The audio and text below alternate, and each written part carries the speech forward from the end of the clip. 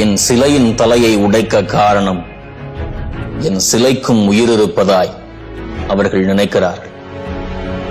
என் சிலையின் பீடத்தை கூட தகர்க்க காரணம் அந்த பீடத்துக்கு பிற உயிர்களையும் உயிர்ப்பிக்கும் சக்தி இருப்பதாய் அவர்கள் நினைக்கிறார்கள்.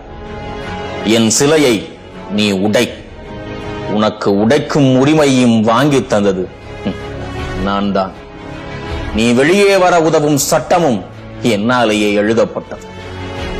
நீ மண் என்றது மனு, மனிதன் என சட்டம் செய்தவன் நான். நீ காலில் பிறந்தவன் என்றது மனு, நீ சாதிக்க பிறந்தவன் என்றவன் நான். கல்லும் கம்பும் கடப்பாறையும் தாங்கிய கைகள் பேனா பிடிக்கட்டும் என்றவன் நான். மீண்டும் கல்லும் கடப்பாறையும் பிடிக்க நினைப்பவன் இடிக்க துடிப்பது என்னைத்தானே இருக்கும். சாதியே சட்டமாக இருந்த காலத்தில் நீதியை சட்டமாக்கியவன் நான். அந்த சதி புரியா கூட்டம் இடிக்க துடிப்பது என்னைத்தானே இருக்கும். எல்லோருக்கும் சுதந்திரம் கேட்டேன், எதிர்ப்போர் என்னை அடியுங்கள். எல்லோருக்கும் சமத்துவம் விரும்பினேன், நிராகரிப்போர் என்னை அடியுங்கள். எல்லோரும் சகோதரர் என்றேன், விரும்பாதவர் என்னை அடியுங்கள். உங்களுக்காகவே பேசினேன், அடிபட தகுதியானவன் தான். உங்களுக்காகவே எழுதினேன், அடிபட தகுதியானவன் தான் நான். உங்களுக்காகவே செயல்பட்டேன், அடிபட தகுதியானவன் தான் நான். நீங்கள் அடிபடாமல் காப்பாற்றிய நான் அடிபடத்தான் வேண்டும். இந்த அடி எனக்கு வலிக்கும் என்று மட்டும் நினைக்காதீர்கள். நான் மனுவை கேள்வி கட்டவன், நான் அவதாரங்களை கேள்வி கட்டவன், நான் கடவுளை கேள்வி கட்டவன், வேள்வி தீயை கேள்வி கட்டவன்.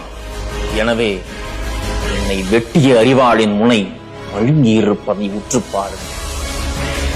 இந்த அடியால் என்னை அவமானப்படுத்தி விட்டதாக மட்டும் நினைக்காதீர்கள். மாட்டு வண்டியில் உருட்டிவிடப்பட்டு நாடாளுமன்றத்தில் போய் விழுந்தவன் நான். நான் பட்டங்களை வாங்கியவன் அல்ல, பல்கலைக்கழகத்தையே வாங்கியவன். நான் கட்சி தலைவன் அல்ல, பல்லாயிரம் கட்சிகளை உருவாக்கிய தலைவர்களின் தலைவன். சாதி தலைவன் அல்ல, சமூக தலைவன். எனது லட்சிய சமூகத்தில் நீங்கள் எல்லாம் உத்தம புத்திரர்களாக வாழ்வீர்கள் என்று நினைத்தேன். நீங்கள் சாதிய சகதிகள் புரள்கிறீர்கள். எனது சிலை உடைக்கப்பட்டது பற்றியே எல்லோரும் பேசுகிறார்கள். அது சில மணி நேரத்தில் முளைத்தது எதனால் என்று யோசியுங்கள். தொட்டது ஆட்டின் தலை அல்ல, சிங்கத்தின் தலை என்பதால் சிலிர்த்து எழுந்தது.